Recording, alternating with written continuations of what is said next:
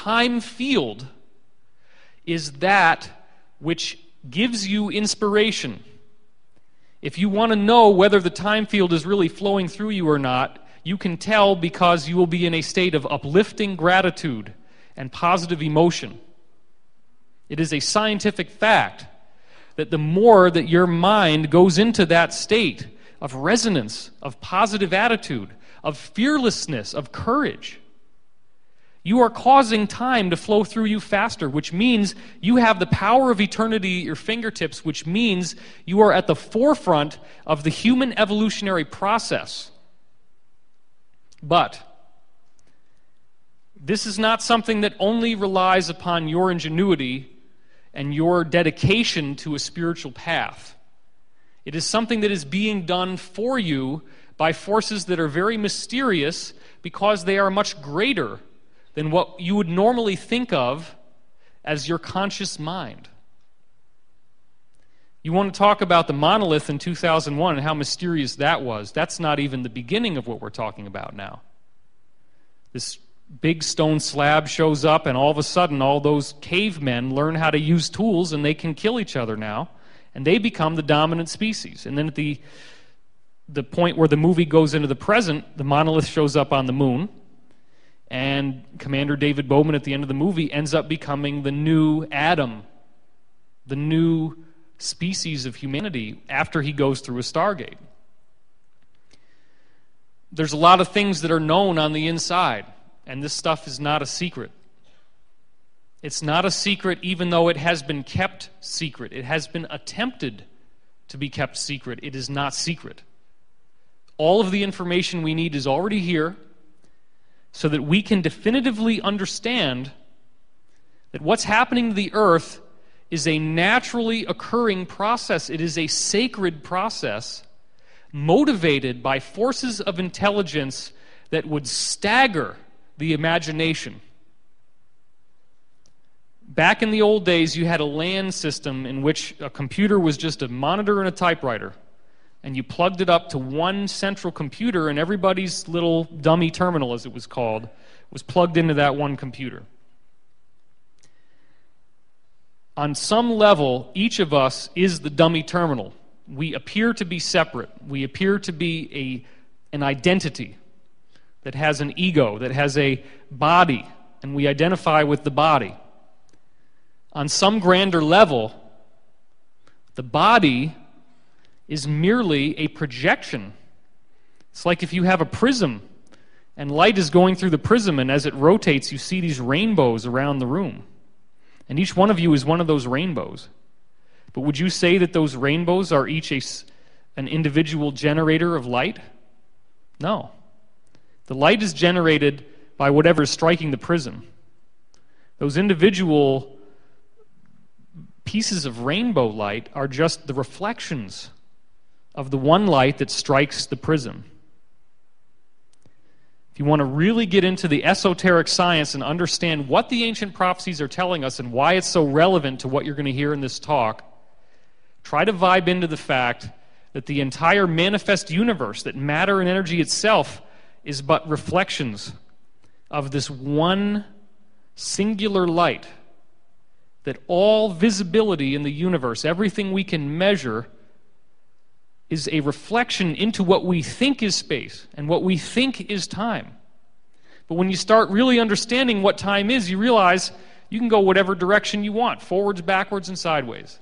And when you understand space, you realize that space doesn't pose any obstacle if you can pop through to time-space, back and forth from space-time to time-space. You can wormhole yourself or portal yourself or whatever they want to call it from any point in the universe to any other instantaneously. That's how it's done, because there is no actual location. Location is an illusion which is based on the rules of the road, so that we have one intelligent super being that has wanted to experience multiplicity, that has wanted to experience separation, so that it can reunify. In terms of how that functions in our galaxy, the galaxy is generating intelligent waves, which you're going to see the proof for in this presentation. And those waves upgrade the speed of this time field, or of what I call the source field. The speed of vibration of the source field is going up. If that speed represents how well you think, it's no different than you upgrading your computer and going from this ridiculously bad processor where you could barely even get any of your websites to load because it takes so long, and getting this really fast machine where now every page... Sorry about that. She almost jumped right out of her seat. I'll try to do that a little more delicately next time. Is that better? Okay. So, you broke me out of my trance now. Now I got to actually talk from the ego. How's it going, man? What the hell was I talking about? All right, let's see. We got to get the download back in play here. When we understand that this energy field is part of the galaxy, that the galaxy is a conscious being, the galaxy has energy that must be conscious. The energy that's in the entire universe must be conscious, and it must create life. Life is the divine imprimatur of all energy in the universe. All energy in the universe is built to create life. The physicists call this the Goldilocks principle, and they don't even have a clue as to how far the Goldilocks principle goes. It's not too hot, it's not too cold, it's just right. That's what they're talking about in terms of planets like ours, and how we have just the right amount of oxygen, just the right amount of water, just the right temperature. All these things are perfect. It's not an accident. Life on Earth is not some random little thing that only happens once in the history of the cosmos. Life on Earth is actually programmed to be here because we have to get rid of this idea. Well, we don't have to. I try not to use must and have to because those are very strong words. It would be beneficial to learn that there are forces out there much greater than the human intellect, much greater than the ego, much greater than the body. That there is forms of consciousness that could be an entire planet, that could be the sun, that could be the galaxy, which is really nothing more than a bunch of suns and planets in a big cluster.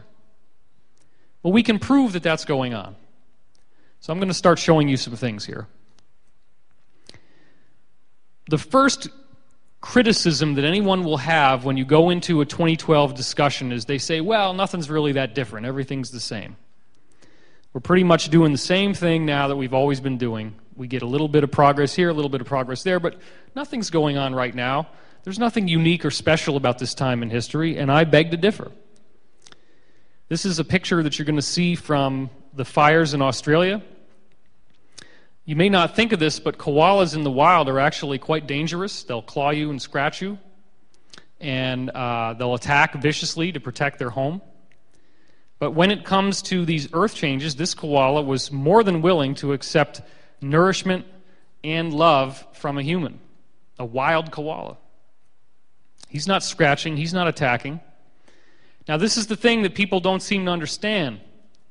The universe is built to deliver the experiences that are already happening.